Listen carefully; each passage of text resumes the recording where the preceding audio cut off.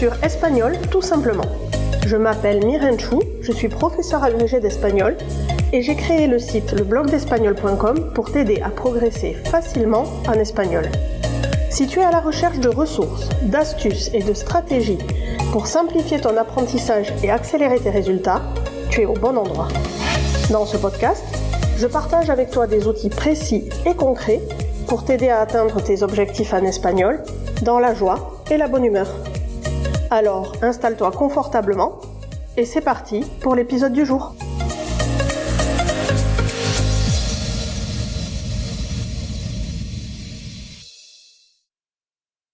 Hola!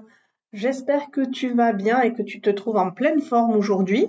Je te souhaite la bienvenue sur ce nouvel épisode de Espagnol tout simplement. Aujourd'hui, on va parler du gérondif en espagnol, appelé gerundio. C'est une tournure essentielle pour t'exprimer dans la vie quotidienne. Que ce soit pour parler de la manière dont tu fais des choses, de la durée, de la progression, de ce que tu es en train de faire. Le gérondif est un incontournable de l'espagnol du quotidien. Contrairement au français, où il est rarement utilisé à l'oral, le gérondif espagnol est fréquemment employé. Dans cet article, je vais te guider pour bien comprendre comment former correctement le gérondif en espagnol et surtout, dans quel contexte employer cette forme verbale. Tu verras qu'il est présent dans plein de tournures idiomatiques qui sont très fréquentes et c'est bien de les connaître pour pouvoir maintenir une conversation fluide avec les natifs en espagnol. Mais pour commencer, le gérondif, qu'est-ce que c'est? En espagnol, c'est une forme invariable, une forme verbale, qui indique une action en cours ou une action simultanée à une autre. En français, ça correspond aux formes du gérondif ou du participe présent qui sont en, tu sais, ANT. Par exemple, chantant, en parlant, en disant, en marchant, ce type de formule-là.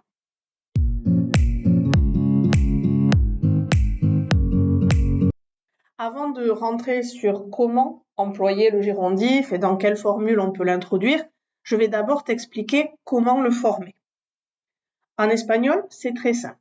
Tu prends le radical du verbe et tu ajoutes une terminaison selon le groupe du verbe. Pour les verbes en ar, tu rajouteras ando, A-N-D-O, et pour les verbes en er ou en ir, tu rajouteras yendo. Par exemple, pour le verbe hablar, le gérondif sera hablando. Pour le verbe comer, ce sera comiendo. Et pour le verbe vivir, viviendo. C'est simple, non? Bon, il y a quand même quelques irréguliers. Si tu es accoutumé à passer par ici, tu sais que j'aime bien classer les irrégularités par grands groupes, ça aide à les mémoriser. Donc j'ai fait ce travail pour toi, et pour le gérondif, il y a 3 grands groupes d'irréguliers. D'abord, il y a les gérondifs dont le i de la terminaison va se transformer en y. Ça va être le cas du verbe caer, qui veut dire tomber, et qui donnera cayendo, ir, aller, qui donnera yendo avec un y au début, leer, qui veut dire lire, qui donnera leyendo, et oír, qui veut dire entendre, qui donnera oyendo. Ces 4 verbes avec un y au lieu là où tu aurais mis un i normalement. Le deuxième groupe d'irréguliers, c'est ceux dont le o du radical du verbe va se transformer en u au gérondif. Je te donne 3 exemples qui sont les plus fréquents. Il y a le verbe dormir, qui donnera durmiendo, le verbe morir, qui donnera muriendo, et le verbe poder, qui donnera pudiendo. Enfin, il y a un dernier groupe, ceux dont le e du radical se transforme en i.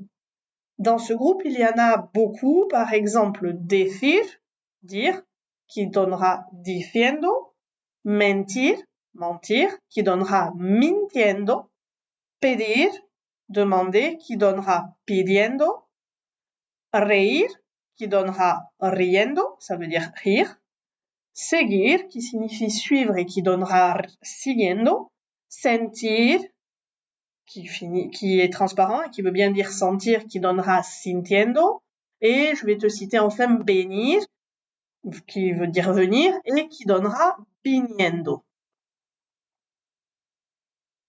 Évidemment, comme dans toutes les conjugaisons, ces irrégularités s'appliquent au composé. Tu sais, le composé, c'est ceux pour lesquels tu rajoutes un préfixe, mais qui viennent du même verbe. Par exemple, reír et sonreír, c'est la même famille, ou decir et predecir. Enfin, dernière particularité que je veux te signaler sur la construction du gérondif, c'est que ce temps, avec l'infinitif et l'impératif, fait partie de ceux pour lesquels l'enclise est obligatoire. Si tu ne sais pas ce qu'est l'enclise, et pour faire bref, c'est le mécanisme qui se produit lorsque les pronoms viennent se positionner à la fin du verbe collé à celui-ci à certains temps. Si tu veux en savoir plus au sujet de l'enclise, je te mettrai dans les notes de cet épisode un lien qui te renvoie directement à l'article que j'ai écrit sur le blog qui est très complet et qui t'explique clairement et simplement comment fonctionne ce mécanisme, comment placer les pronoms après ou avant le verbe en espagnol et comment t'y retrouver dans tout ça qui semble très compliqué mais qui finalement, quand on le prend avec méthode, n'est pas si compliqué que ça. Pour en revenir au sujet du jour, maintenant que tu sais former le gérondif en espagnol, on va passer, selon moi, à la partie la plus intéressante, c'est-à-dire comment insérer ce gérondif dans différentes formules ou expressions, avec quoi le faire aller pour t'adapter à toutes les situations de la vie quotidienne et pouvoir mener une vraie conversation avec les hispanophones.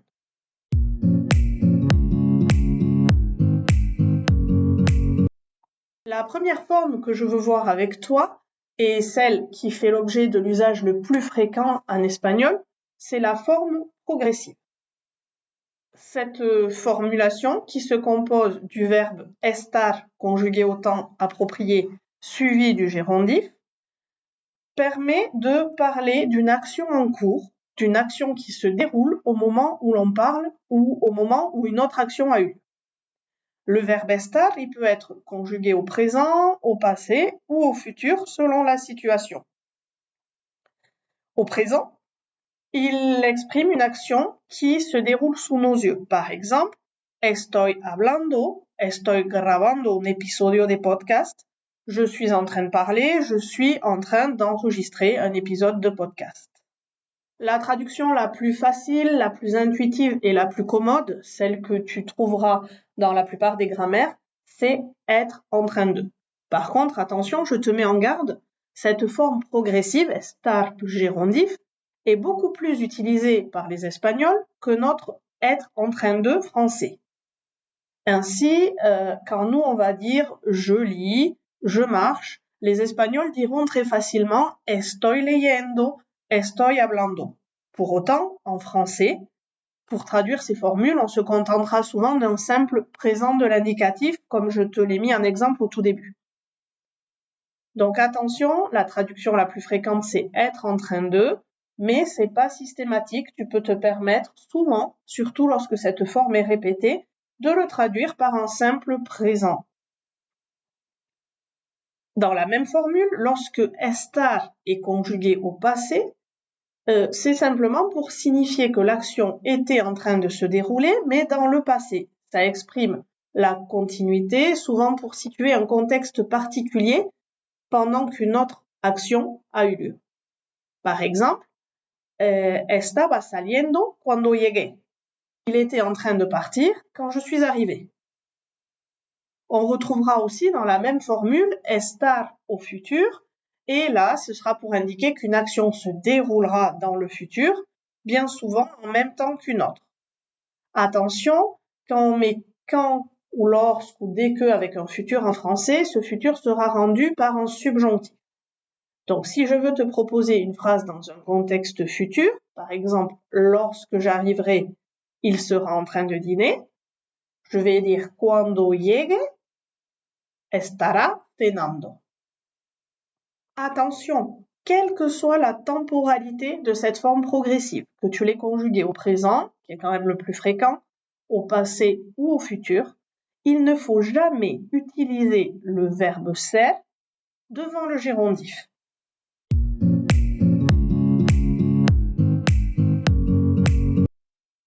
Une autre formule très courante en espagnol, c'est le verbe ir suivi du gérondif en espagnol.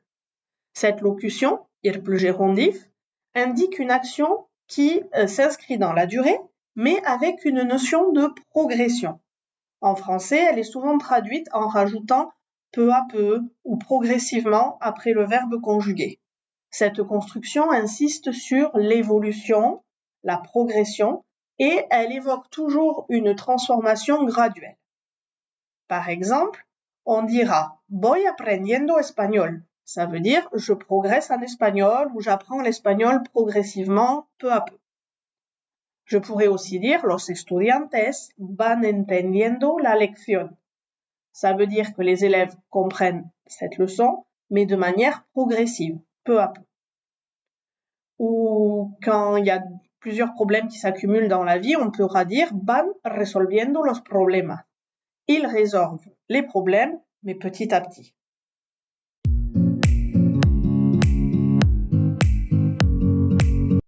Le gérondif en espagnol sert aussi pour exprimer la continuité d'une action. Dans ce cas-là, il sera précédé du verbe seguir.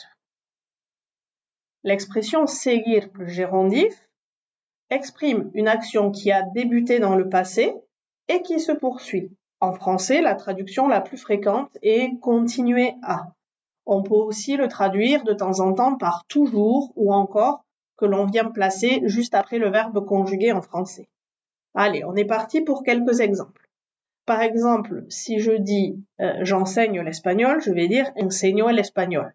Mais si je veux marquer que je continue à enseigner l'espagnol, je dirais sigo enseñando español. Un autre exemple avec le toujours ou encore, par exemple, imaginons qu'on est dans une journée où il faisait beau, les enfants jouaient dehors, puis la nuit commence à tomber, le froid arrive. Si je veux dire que les enfants sont encore dehors malgré le froid ou malgré la nuit qui tombe, je peux dire los niños siguen afuera a pesar del frío o a pesar del anochecer.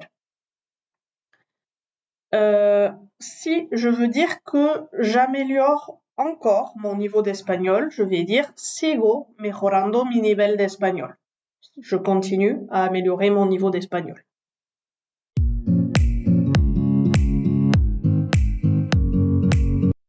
Le gérondif sert aussi à indiquer la durée d'une action. Dans ce cas-là, on utilisera le verbe llevar, suivi de la durée, de la temporalité, suivi elle-même, cette temporalité du gérondif. Cette structure est employée pour dire depuis combien de temps une action est en cours. On peut par exemple la traduire en français par « cela fait », tu mettras ensuite la durée que tu évoques, que je fais quelque chose, que j'ai entrepris cette action. Allez, on voit des exemples concrets, tu vas voir, ça va être beaucoup plus clair. Par exemple, si tu veux me dire que ça fait 5 ans que tu étudies l'espagnol, tu vas me dire llevo 5 años estudiando español. Si je veux dire ça fait 2 semaines qu'ils habitent ici, je pourrais le traduire par llevan 2 semanas viviendo aquí.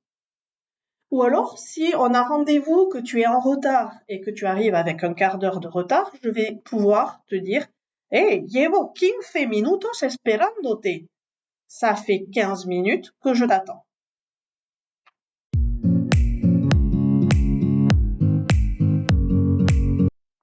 Toutes ces structures que l'on vient de voir, c'est-à-dire un verbe suivi du gérondif, s'appellent dans le jargon grammatical des périphrases verbales aspectuelles. Peu importe, tu n'as pas besoin de retenir ce nom, mais par contre, sache que c'est l'emploi le plus fréquent du gérondif en espagnol. Pour autant, il en existe d'autres.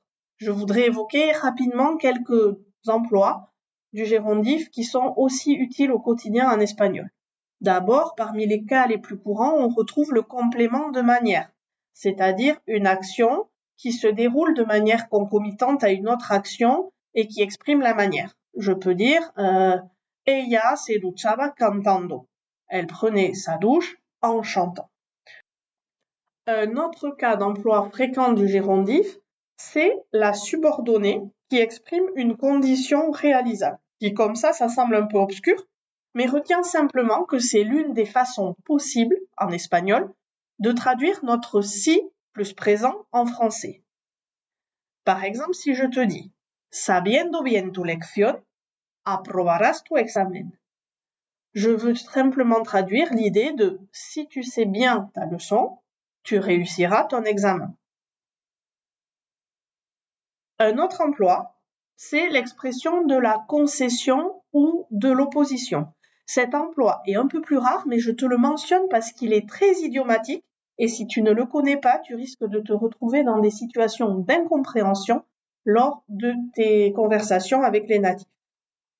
Donc, ce gérondif, placé en début de proposition, sera l'équivalent d'un aunque plus verbe conjugué. En français, même si plus verbe. Par exemple, teniendo solo 20 años, la nombraron jefa de su servicio. Ce sera l'équivalent de aunque tenía solo 20 años, la nombraron jefa de su servicio et qu'on traduira en français par même si elle n'avait que 20 ans, elle a été nommée chef de son service.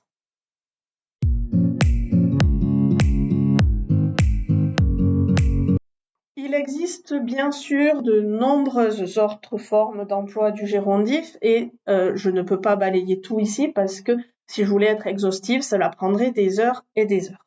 Néanmoins, je pense qu'on a fait le tour des principales utilisations. Rappelle-toi que dans ton apprentissage, il est intelligent de fonctionner avec la loi de Pareto, c'est-à-dire que 80% de tes résultats proviennent de 20% des efforts, donc on commence par voir les bases.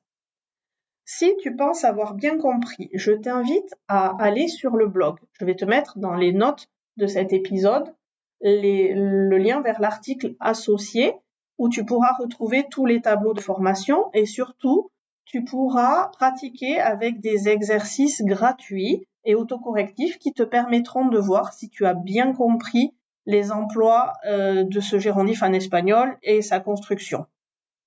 Si je devais résumer l'essentiel sur le gérondif en espagnol, je te dirais que c'est un temps invariable, simple à construire et qu'il est essentiel pour exprimer des actions en cours de manière naturelle en espagnol. Toutes les structures que l'on a vues vont te permettre de nuancer ton discours, de nuancer aussi l'action, de lui donner un contexte temporel ou progressif. Donc, maîtriser le gérondif te permettra de parler avec plus de fluidité et de mieux comprendre les nuances des conversations courantes. Si tu as aimé cet épisode, n'oublie pas de me mettre un commentaire positif sur ta plateforme d'écoute préférée et, si tu le souhaites, de me faire un petit retour ou un petit témoignage.